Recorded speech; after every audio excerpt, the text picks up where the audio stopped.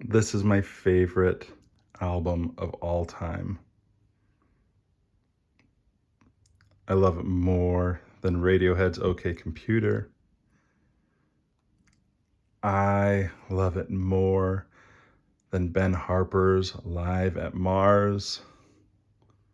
This is Tom Petty's album Wildflowers. If you don't know it, stop watching this right now and go listen to it. It was released in 1994 to critical acclaim. It's quiet. Notice it's not Tom Petty and the Heartbreakers, even though the Heartbreakers have played a lot of this during their concerts. But this album is arguably the best collections of songs that Tom Petty ever made. Now, it was initially just released on one CD, one vinyl LP. It's produced by Rick Rubin. First time they worked together. I mean, if you don't know Rick Rubin, just Google him. Beastie Boys, Jay-Z, Tom Petty. I mean, the list is extensive. But this album is the one I've probably listened to it 3,000 times, 4,000 times. I don't know. There's probably hasn't been a week that's gone by where I haven't listened to this album since 1994. I love it. So when the time came in the early, 2021 to be able to buy this as a deluxe edition, did I scoff at the $260 price for 9 vinyl discs? Sure, I did. Totally. I mean, the original album is re-released and master cut and pressed from the original analog tapes. All the rest is it's printed from the digital copies. It's the reality. But this is the one that I had to get. It's the only vinyl that I have where I have the most expensive edition. This one, the 9-disc, comes with this hardcover book. It is art. There's Rick Rubin. I mean, it is just a piece of art. The music, the presentation. It's the best reason to argue that streaming music is not the way to go. I love every aspect of it. Now, for hi-fi, I've listened to this thing through a lot of systems. I listened to it on my stereo that had the built-in CD player and the tape deck like you had when you were a kid, or maybe you had when you were a kid. I've listened to it on Bluetooth speakers. I've listened to it rocking out in my parents' Astro minivan. But now I'm doing it on a few different things. And I'm using it with my Decware Zen Triode. I'm using it with the Bluesound Node. I'm using it with my Ifi Zen DAC V2. I mean, whatever. The most important part of the system is this. And not necessarily these Wharfdales, but the speaker I wanted to talk about today. Let me spin it. This is an Omega speaker, the 7 monitor, zebra wood with an RS7 driver. Whew. This is made in America. It is hand built, custom designed, single driver, front port thing of beauty that makes this album sound the best that I have ever heard it sound, bar none. Better than every speaker I've ever had, ever. Now, I have never had the chance, it's one of my greatest regrets, I've never seen Tom Petty and the Heartbreakers in concert. Ever. It would have been mind-blowing. And for any of you that did, I can't imagine it being anything less than your favorite show. But I dare say this speaker gets close to that live experience. Now this is an 8-ohm speaker. It's 95 dB sensitive. If you go look at the Decware website and look at their, what is it called? Their forums, you know that this Decware and Omega speakers are a match made in heaven. And they are. They are. They are. There's no crossover in this. Yeah, these speaker binding posts that they're I think the exact same ones that come on the CSS Crichton 1 TDX. But these speakers are made for the Decware because of their high sensitivity. Now, I've seen Omega speakers that have 98 dB sensitivity, and by sensitivity, I mean how much power they need to go loud. These need 1 watt of power to make 95 decibels of sound. They don't have a crossover, they're single driver, so everything, the whole spectrum, comes out of this driver right here. Get a little bit more of a close-up on that.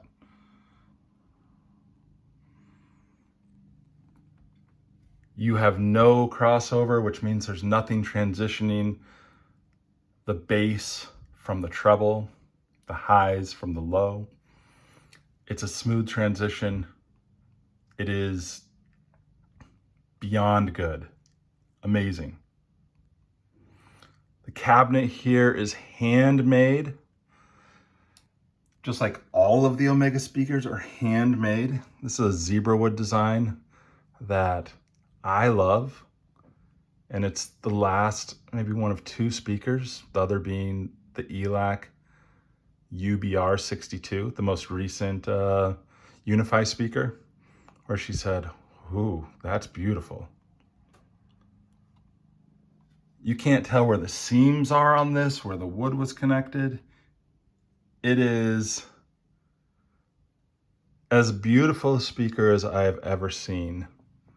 And it is handmade, hand-built, custom designed by one of the greatest people in all of hi-fi, a gentleman named Lewis, who is the owner, the builder, the designer. I mean, if he has anybody else working for him, I'm not aware of it, because he's the one who builds these and designs these, and he's the one that answers the phone.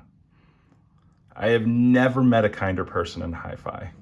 I've never met a person, I rarely meet people in life where you speak to them and suddenly they make it known that you are the most important thing to them in the world right now. I can't speak highly enough of Lewis. A remarkable person who knows his stuff, who is compassionate and kind, and in my opinion, it's shocking that he is able to sell his product for the cheaper prices, not cheap, but for the type of the cost for the quality that you get on this. Now these Omegas, the 7s aren't available anymore. He is a man of creativity. That might be one of the greatest flaws of the organizations, but it's also one of their greatest strengths, is he's a creative individual who's always changing things up. There are speakers that he designs that are one-off, that it's never going to happen again. There are speakers that he designs, like the Monitor 3Is, that you know what, has some shelf life, and you're probably going to be able to get them today, and you're probably going to be able to get them 2 or 3 years from now. The RS7 driver, he's improved on it. He's made the RS8 to make the sound a little more linear. But for this speaker, for an album like this album, singer-songwriter, guitar, bass, drums, if that's your music, this with the Decware, what, $1,200 for the Decware, and this is probably somewhere between, I don't know how much it costs anymore, but you could probably get it for 14 or 1,500 bucks, 1,600 bucks maybe. Oh, so good. Crystal clear. Divine experience. It almost makes it so I don't regret not seeing Tom Petty and the Heartbreakers live, because I get to hear Wildflowers live in my room whenever I want. There's a few things I want to point out.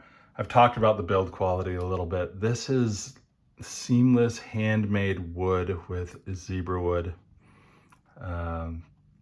design.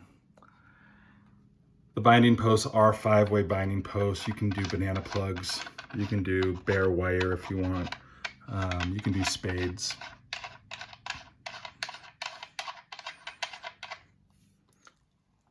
The driver, like I said, crossoverless design, single full range driver. Well, full range for the music that I listen to. And then you have this port that, I don't know if you can see this inside, but there is it's not just a pure hole. You might be able to make that out. There is actually a little bit of fabric towards the back there that I would imagine helps distribute any chuffing that might go on, any port chuffing.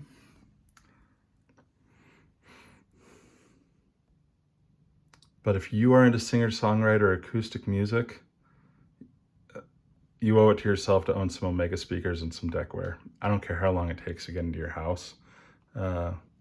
It's worth it. But here's also the thing. And these are, I don't even want to go into any like constructive feedback, I suppose.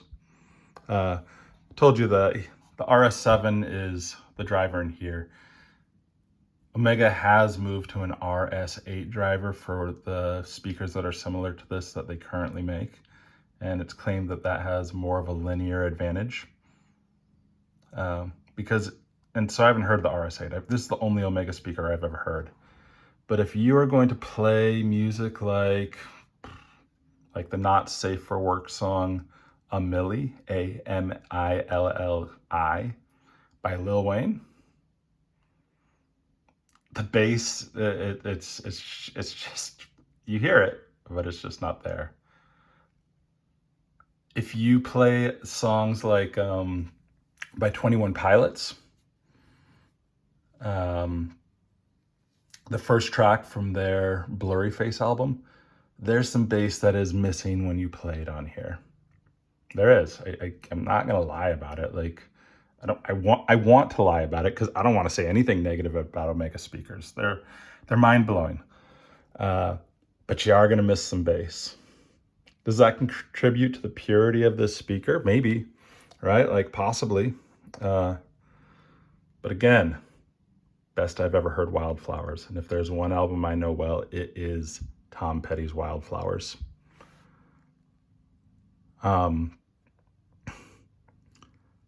then I've also found that this speaker, it seems strange because sometimes single driver speakers, they say that the highs are not quite as extended as they should be and the bass isn't quite as extended. And maybe it's because I'm going from speakers like the Wharfedale Diamond 225 to this. But I found, well, I could see that the bass is not as extended as the Wharfedales or my CSS Crichtons or even the Martin Logan Motion 20Is. I found that I'm not used to the extension of the treble. Now, I didn't put tone controls on this, but with the Decware Zen, I actually had to change out my speaker cables. I was used to using monoprice bare wire speakers that I custom soldered on some beryllium banana plugs. And I found that that was a little bit too sharp on the top end. But that problem was solved, and I'm sure you could use tone controls for it. But for me, that problem was solved. And I only saw this in jazz when you have like trumpets and saxes. If If you listen to like Ole, the jazz album Ole, O-L-E with an asterisk over it, I found it was really sharp when I had the mono price, but when I switched out to, where are they? When I switched out to something like World's Best Cables, these are 9-gauge spade connectors, I found that it made the treble perfect, remarkable. So this did take some care when choosing cables. I don't think cheap cables are going to cut it with this speaker. But that's it.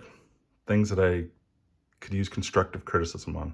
Spend a little bit on cables that mellow out the treble a little bit, or at least maybe it's the cable's fault, right? It's just cheap mono price stuff. But if you're into singer-songwriter music, like I am, Tom Petty, Gregory Alan Isakov, maybe Ani DeFranco. Been listening to a lot of Sarah Bareilles lately.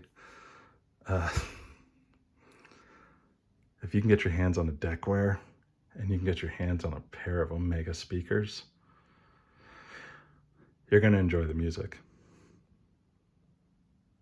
This has been fun having these. I'm really thankful for the opportunity to listen to these and listen to it with the Decware. It's a match made in heaven. Could I have put it on the Arkham A25? Sure. Could I put it on the Fozzy V3? Maybe I could have, and maybe I should have, but I only kept it on the Decware because I really feel like that's a match made in heaven. All right.